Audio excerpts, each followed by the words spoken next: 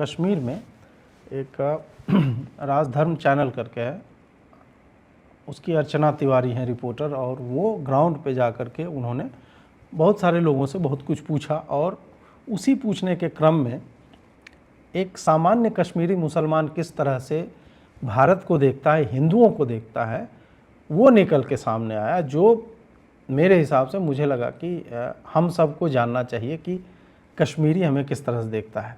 मैं वहाँ गया हूँ और मैंने अपने अनुभव जो है एक वीडियो में डू पॉलिटिक्स पे संभवतः पड़ा हुआ होगा, तो वो जा कर के आप देखिएगा।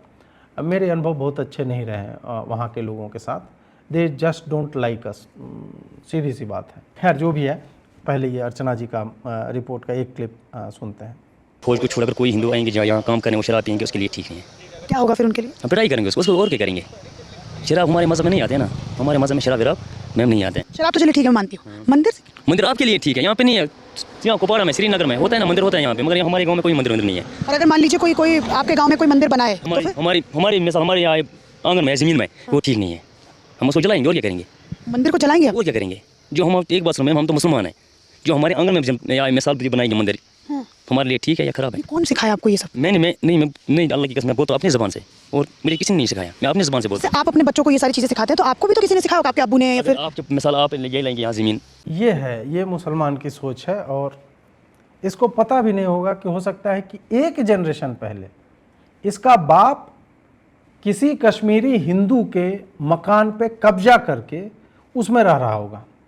ये ऐसे हर मुसलमान की सच्चाई है जो कश्मीर में इस तरह का विष हृदय में लेकर के घूम रहा है। इन लोगों के पास रहने की जगह तक नहीं थी। 90 के दशक से जो भाग करके आए हैं हिंदू, उनसे पूछिए, एग्जैक्टली लगभग इसी तरह का सिचुएशन जो बांग्लादेश में, इसने मुसलमान कहाँ से आ गए? कभी सोचा है आपने? सब के सब, और क्यों इतने कुपोषित दिखते हैं? और ये वहाँ पे मजदूरी किया करते थे हिंदुओं के खेतों में। चट्टोग्राम हो गया, ये खुलना हो गया, ढाका में हिंदू की बहुत बड़ी आबादी थी, इन सब जगहों पे जाया करते थे, और मजदूरी कर कर के फिर जो है वही है कि पॉपुलेशन अधिक होती है तो फिर आतंक मचाना है, वो कर करके वहाँ पे फिर आया वैसा दौर। 71 में मारकाट मची, इस तरह से वहाँ पे पहुँचे हैं। वहाँ पे घरों पे आप जाएंगे बांग्लादेश में तो आपको देख करके लग जाएगा हिंदू का घर था ये, उस पर नाम अपना जो है वो खाली नेम प्लेट डाल रखा है। इनके पूरे के पूरे बाजार आपको देखने से लग जाएंगे कि ये हिंदुओं का पूरा बाजार रहा होगा, सब जो उसमें मुसलमान है, बस खाली नाम बदल, दैट्स इट। कश्मीर में भी यही है। ये जो बोल रहा है ना हमारे आंगन में बना देंगे, तो तुम भी किसी के आंगन में ही हो बेटा। तुम अपने आतंक के बल पे वहां पे किसी के आंगन में पूरा गांव बसा लिया, और बसे हुए गांव में तुम आए कहीं से घुसपैठियों की तरह, और तुमने उनकी पीठ में छुरा भोंका है जिन्होंने तुम्हें पाला है। मजदूरी ही तो करते होंगे, आए होंगे कहीं से, मजदूरी ही कर रहे होंगे। ऐसा तो है नहीं कि ये सब जनरल और सुल्तानों के नाती पोते हैं, नहीं।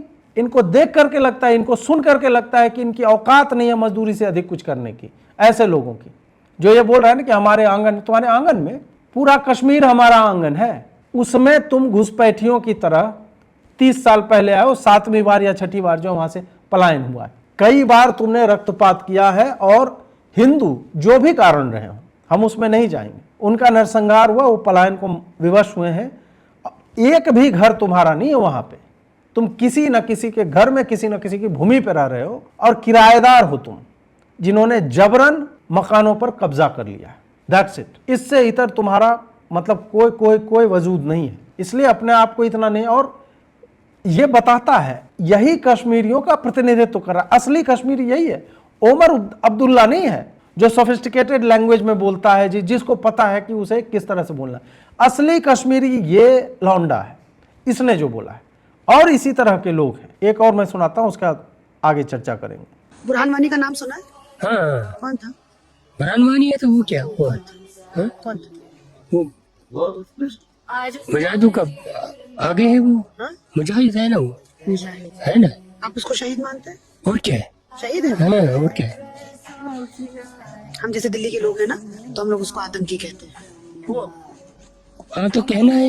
ये जो आपको आर्मी ऑफिसर दिख रहे हैं, इनके कितने सारे आर्मी ऑफिसर्स को मारा उसने। ये भी शहीद जाते हैं अपने देश के लिए, वो भी शहीद जाते हैं। बुरहान किसके लिए शहीद है? वो भी कौम के लिए शहीद हो गए। कौम के लिए शहीद। तो ये सोच है। बिल्कुल क्लैरिटी देख रहे हैं थॉट की, कि चलो आर्मी वाले भी शहीद हो रहे हैं, अपने देश के लिए हो रहे हैं। इन भिखमंगों को हमारे जैसे लोग जो अच्छा खासा टैक्स पे करते हैं, पालते हैं अपने टैक्स के पैसे पे, इन भिखमंगों और आतंकी समर्थकों के कारण ही कश्मीर में सरकार का इतना अधिक पैसा बर्बाद होता है। सैन्य उपस्थिति इतनी अधिक क्यों है वहां पे, इतनी सुरक्षा क्यों है? क्योंकि ऐसे लोग जो बुरहान वानी को कौम का शहीद बताते हैं, 500 रुपये के लिए पत्थर लेकर के जमा हो जाएंगे, और इनके हाथ में यदि पिस्तौल आ जाएगा, पहले दिन किसी हिंदू का आधार कार्ड देख करके गोली मार देंगे। और मारा है इन्होंने श्रीनगर में एक पुल है, काठ का पूरा बना हुआ है, वहां पे वो लगाता था, उस पर मारा है। एक स्कूल में एक संभवतः सिख महिला शिक्षिका थी, उनकी हत्या की है इन्होंने, एक के बाद लगातार। मतलब उस टाइम में 370 हटने के बाद कुछ दिनों के बाद ये सिंगल उसको ओवरग्राउंड वर्कर या हाइब्रिड टेररिस्ट या इसी तरह से कुछ नाम देते हैं, वो मार रहे थे वहां पे। ये वही लोग हैं जिनको पत्थर मिलता है इसलिए वो पत्थर चलाते हैं। इनके हाथ में रॉकेट लॉन्चर मिल जाए वो चलाएंगे, पिस्तौल दे दो ये पिस्तौल चलाएंगे, और जब कुछ नहीं कर पा रहे हैं आर्मी के प्रेजेंस में मुंह चला रहे हैं। यदि इनका वश चले तो ये मुंह से जहर फूंक करके उस रिपोर्टर की हत्या कर देंगे। इस तरह के लोग हैं ये। कश्मीर में भारत में जितना सब्सिडी औसतन जाता है हर व्यक्ति पे, कश्मीरियों को 11 गुना या संभवतः 9 गुना अधिक जाता है। मतलब अगर बिहार को या फिर मान लीजिए उत्तर प्रदेश, मध्य प्रदेश, तमिलनाडु कहीं का 10 रुपया यदि जा रहा है सेंटर का सब्सिडी पर इंडिविजुअल, कश्मीर को 110 रुपया जाता है। आता वहाँ से कुछ नहीं है, आती वहाँ से बॉक्सेस हैं जिसमें हमारे सेना के जवान और अधिकारी होते हैं, और इस तरह के विष बुझे बाण आते हैं। इससे अधिक वहाँ से कुछ भी नहीं आता है। और जब अर्चना तिवारी इस तरह की रिपोर्टिंग कर रही थी और बहुत सारे उनके जो है ये क्लिप्स जो है बहुत वायरल हुए, बहुत लोगों ने शेयर किया, तब देखिए वहाँ की एक पत्रकार है, उसने क्या लिखा। मतलब ये कह रही है कि ये बड़ा ही डिस्टर्बिंग चीज़ हो रही है कश्मीर में, जहाँ पे एक यूट्यूबर जो है इनोसेंट और लेस एजुकेटेड, इनोसेंट आप देखिए उसको इनोसेंट बोल रही है, और लेस एजुकेटेड इंडिविजुअल्स बोल रही है कि उनसे जो है सड़कों पे पूछा जा रहा है कि आप सेंसिटिव टॉपिक जैसे मंदिर, मस्जिद और दारू पे जो है आप बताइए। इन्होंने लिखा कि इनोसेंट है और लेस एजुकेटेड मुस्लिम्स हैं, और जिनको सेंसिटिव टॉपिक पे बोला जा रहा है। मतलब आप सोचिए कोई इनोसेंट आदमी ये बोल रहा है कि मंदिर कैसे बनाया, हम तो मंदिर जला देंगे। ये लेस एजुकेटेड का काम नहीं है। मैं मुसलमानों से मिला हूँ जो लेस एजुकेटेड होते हैं, उनसे यदि बात करो, नोट दैट कि ये मतलब हम ये नहीं कह सकते कि सारे लेस एजुकेटेड इसी तरह से, क्योंकि वही लोग तो हाथ में पत्थर लेके भी आते हैं। फिर भी मैं मेरे गांव के बगल में या आसपास में या अन्य लोगों से भी जब मैं किसी गांव में जाता हूं, या जो अपेरेंटली लेस एजुकेटेड जिनको आप कह सकते हो, उनसे आप बात करो, बोले नहीं, पीसफुल को एग्जिस्टेंस होना चाहिए, सबको अपना मंदिर मस्जिद बनाने का अधिकार है, वो इस तरह से बोलते हैं। तो ये लेस एजुकेटेड नहीं है, ये अधिक एजुकेटेड है, ये ज़्यादा पढ़ गया है, और मौलवी जी ने इनको ज़्यादा पढ़ाया ही नहीं है, इंजेक्शन भी मुझे लगता है कि पीछे से पकड़ के दिया है इसको, पटक पटक के, तो उस विषैले इंजेक्शन का ही मुझे लगता है प्रभाव जो है मस्तिष्क तक चला गया, जोर से दे दिया होगा, तब हमें इस तरह के जहर बुझे हुए उत्तर देखने को मिल रहे हैं। इन्होंने आगे लिखा है कि सेंसिटिव टॉपिक्स पे मंदिर मस्जिद, तो कश्मीर में और टॉपिक क्या बचा, क्या पूछेंगे? मंदिर बनाने पे ये बहुत बड़ा विषय है, क्योंकि कश्मीर में हिंदुओं के घर में मुसलमान रह रहे हैं। 3 लाख से 8 लाख तक संख्या बताई जाती है। 1990-91 मतलब 2-4 सालों में जो पूर्णतः नरसंहार के बाद पलायन हुआ था, और उन 3 से 8 लाख लोगों के एक जनरेशन यदि आप निकाल लें तो कम से कम 24-25 लाख कश्मीरी होंगे ना पूरे भारत में, एक कंजर्वेटिव एस्टिमेट मैं दे रहा हूँ। और फिर उन 24-25 लाख के अभी तो छोटे छोटे बच्चे हो जाएंगे, तीसरी पीढ़ी जब आएगी तो ये अराउंड मतलब कम से कम 50 से 75 लाख टाइप का सिचुएशन है ये। और तुम बोल रहे हो कि मंदिर के बारे में बात हिंदुओं का है, कश्यप ऋषि की भूमि है, वहां मंदिर की बात ना करें। मार्तंड मंदिर जो है वो वहां पे मतलब उसको शैतान की गुफा और तमाम तरह के नामकरण किए जा रहे हैं, उस पर मंदिर पे बात ना करें। दारू पे क्यों नहीं बात होगी? बिल्कुल होगी दारू पे बात। तुम्हें ही क्यों टॉलरेट किया जाए, तुम्हारे हिसाब से दुनिया क्यों चलेगी। आगे इसने कहा कि this unethical behaviour exploits their lack of understanding about larger narrative.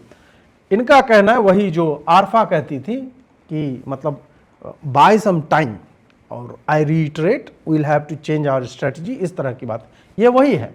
ये कह रहे हैं कि नहीं अपने दिल की बात ऐसे नहीं बोलते यार, लार्जर नैरेटिव की जिसको समझ है। लार्जर नैरेटिव की समझ किसको है, उमर अब्दुल्ला को है, इल्तिजा मुफ्ती को है। वो बोल रहे थे कि माइक मैं एएनआई का नहीं पकड़ूंगा। मैं जानता हूं तुम किसी और का माइक पकड़ती हो, इसी कारण तुमसे एएनआई का माइक पकड़ा भी नहीं जाएगा। जिसका माइक पकड़े हुए उसमें बोलो माइक पकड़ के, वो सबको दिख रहा है कि तुम किसका मुखपत्र हो, तुम किसके माउथ पीस बन करके चल रहे हो और तुम क्या करने के लिए उद्यत हो।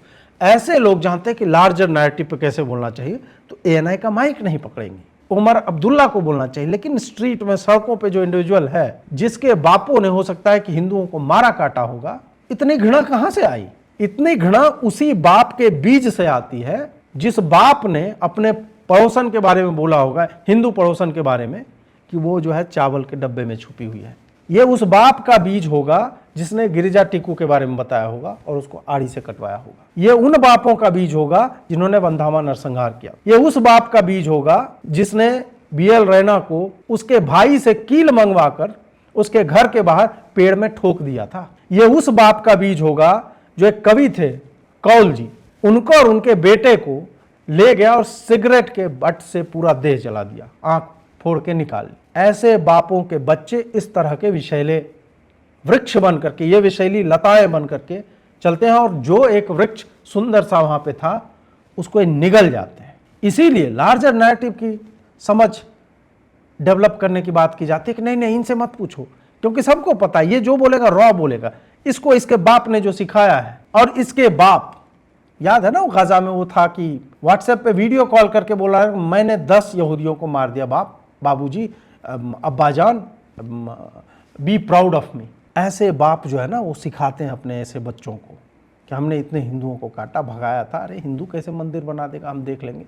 वही सुन करके ऐसे लोग सड़कों पे इस तरह से उन्मुक्त होकर के बोलते हैं। बुरहान वानी शहीद था, अपने कौम के लिए मर गया, वो भी शहीद हैं, आर्मी वाले भी, वो भी अपने देश के लिए मर रहे हैं। खाना भारत का है और बजाना जो है पता नहीं किसका है। फिर वही वो मीम जो आता है ना, वो मीम मैं लगाऊंगा एक दूसरे संदर्भ में, लेकिन मैं उस मीम का प्रयोग करूंगा। अब यास्मीन खान को किसी ने उत्तर दिया, ये सैयद जीशान हैदर है, ये बोल रहे हैं कि मैं तुम्हारे कंसर्न तो समझ रहा हूँ, लेकिन पब्लिक ओपिनियन जो है उसको किसी भी तरीके से चुप नहीं किया जा सकता। स्वतंत्रता की, व्यक्ति की स्वतंत्रता जो है वो एक मौलिक अधिकार है और हर व्यक्ति को अपने विचार रखने की स्वतंत्रता होती है, बावजूद इसके कि वो मेन स्ट्रीम नैरेटिव का उससे जो है अलग चल रहा हो। इसका सॉल्यूशन यानी समाधान यह नहीं है कि हम ऐसे कंटेंट को बैन कर दें, बल्कि इसका समाधान यह है कि हम शिक्षा और जागरूकता फैलाएं ताकि लोग ऐसे संवेदनशील विषयों पे अधिक अच्छे तरह से सूचना पा सके। हमें सेंसर नहीं करना चाहिए, डेमोक्रेसी के लिए वो सही नहीं है, और हमें जो है फेलो कश्मीरीज़ को एम्पावर करना चाहिए फलाना ढिमका। अब ये यास्मीन लिख रही है कि तुम्हें कुछ पता नहीं है कि चल क्या रहा है, ना ही तुम्हें पता है कि मैं किस ट्रेंड की तरफ इशारा कर रही हूँ। पब्लिक ओपिनियन और प्रोपेगेंडा चलाने में अंतर होता है। तुम जो है अपने विषय पे, अपने इश्यूज पे फोकस करो और कश्मीर को अकेला छोड़ दो। एंड फॉर द रिकॉर्ड, तुम 90 साल के बुजुर्ग को कुछ भी नया नहीं सिखा सकते। वाह यास्मीन जी, लास्ट वाली लाइन जो दिल चुरा गई, मतलब इतना गजब का आपने बोला। सही बात है, क्योंकि उस 90 साल के बुजुर्ग ने जब वो 60 का रहा होगा तो उसने अपने हाथ से काटे होंगे कुछ हिंदू को, तो ऐसे को सही में आप कुछ बढ़िया बात नहीं सिखा पाएंगे। और लीव कश्मीर अलोन, तुम्हारे बाप का कश्मीर है, हमारे टैक्स के पैसों पे पलते हो, हम अपने बाप का क्लेम कर भी सकते हैं। ये बात और है कि हम वहाँ जा कर के उसे हथिया नहीं रहे हैं, और एक समय आएगा, क्योंकि इस तरह के लोग बहुत लंबे समय तक, कालखंड बहुत बड़ा होता है, समय चलायमान होता है, और इसमें 150 साल तो मतलब स्पेक है, मतलब एक बिंदु मात्र है। ऐसा समय आएगा, ऐसे लोग, उनको कर्मफल मिलता है, और जागरूक समाज जो है ऐसे लोगों को निकाल बाहर करती है, और वो होगा। और उसी से संभवतः डर है कि यदि हम यह तय करने लगे कि कितना पैसा इन लोगों पे खर्च किया जाए। कल ही मैं नितिन गडकरी को सुन रहा था, जब उनसे पूछा गया कि आप टोल क्यों लेते हैं, दाम जो है 1892 करोड़ का आपने सड़क बनवाया और 89-100 करोड़ जो आप वसूल चुके हैं, आप उसको रोकते क्यों नहीं? तो उन्होंने बोला कि टोल जो है वो कुछ कुछ जगहों से ही आता है, दिल्ली से आएगा, महाराष्ट्र से आएगा, गुजरात से आएगा, इन्हीं सब जगहों से आता है, लेकिन सड़कें हर जगह बनानी है। उसमें उन्होंने कश्मीर में टनल्स का नाम लिया। हमारे जैसे लोग उन सड़कों पे चलते हैं जब पैसा देते हैं, प्लस हम जो टैक्स पे करते हैं, उससे तुम्हारे गाँव और शहरों की सड़क और टनल बन रहे हैं। We have no interest visiting there, जब तक तुम ये आतंकवादी बम और बाकी चीज़ फोड़ते रहते हो, हमें कोई लेना देना नहीं। हमें उस 50 किलोमीटर के स्ट्रेच में जो वैली है जहाँ से इतनी आतंकी घटनाएं होती रहे, we are not bothered about it. जाए भाड़ में जाए, हमें क्या। फिर भी हम पैसे देते हैं उसको बनवाने के लिए। क्यों? क्योंकि तुम भले कह सकते हो लीव कश्मीर अलोन, अगर हम लीव कश्मीर अलोन कर दें ना, कटोरा लेके भीख मांगने पे आ जाओगे। पीओके का उनकी क्या स्थिति है ये जाकर के देख लो। तो we can very well leave Kashmir alone. तुम्हें हम फ्लश आउट कर देते, तुम चले जाओ ना, पलायन करो, जाओ पीओके की तरफ जाओ, वो भी टेक्निकली हमारा ही है, बट जा करके रह करके देखो।